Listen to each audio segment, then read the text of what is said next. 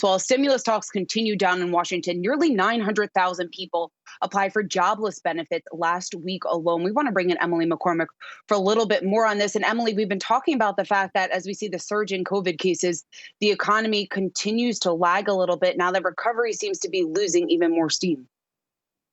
That's right, Shauna. That does seem to be the case based on what we saw in this week's initial jobless claims report. We saw those first-time unemployment claims actually unexpectedly rising to 885,000 last week. So we've now seen back-to-back weeks where new claims have held above the 800,000 level. Now, last week's claims were also the highest level that we've seen since early September. So again, another sign of some backsliding here in the labor market's recovery. And some of the states specifically that have recently been grappling with some of the biggest surges in COVID-19 cases did report the largest rises in jobless claims last week. We saw Illinois report an increase of more than 35,000 initial jobless claims on an unadjusted basis, and California's new claims increased by nearly 24,000. Now, in contrast, we did see some states with a little bit more improvement. We saw Texas's new claims actually fall by nearly 12,000, and those in Georgia and Minnesota each fell by more than 9,000 as well. Now, I also want to turn to continuing claims because those actually came in lower than expected at 5.5 million.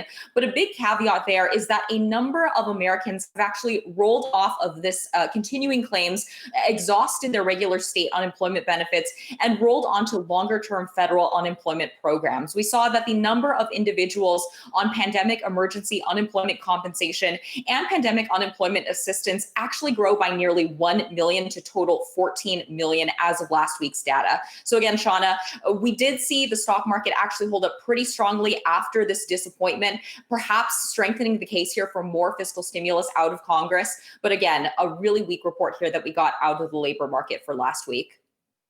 Certainly is a weak report and something that is obviously concerning here as we look forward to what we could see over the next several weeks or several months as the number of COVID cases continue to rise. But Emily, what's interesting here in the economy is that we have a lot of areas clearly in the economy that are weak right now. Housing, though, has been one area that has just been resilient over the last several months. We just got another reading out today. U.S. housing starts rising for the third month in a row in November. When we talk about what's fueling demand, what is driving it at this point?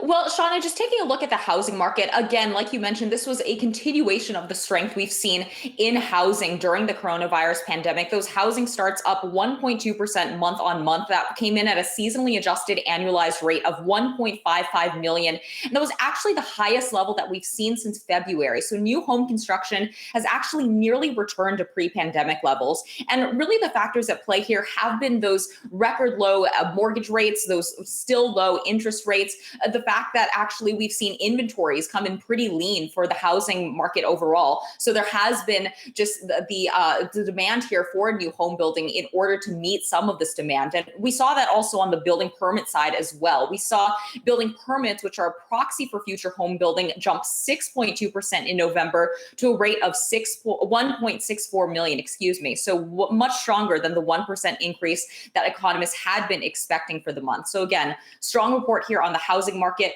weak report that we got on the labor market. So a little bit of a bifurcation here in these two areas of the economy, Shauna. All right, Emily McCormick, thanks as always for bringing us the latest on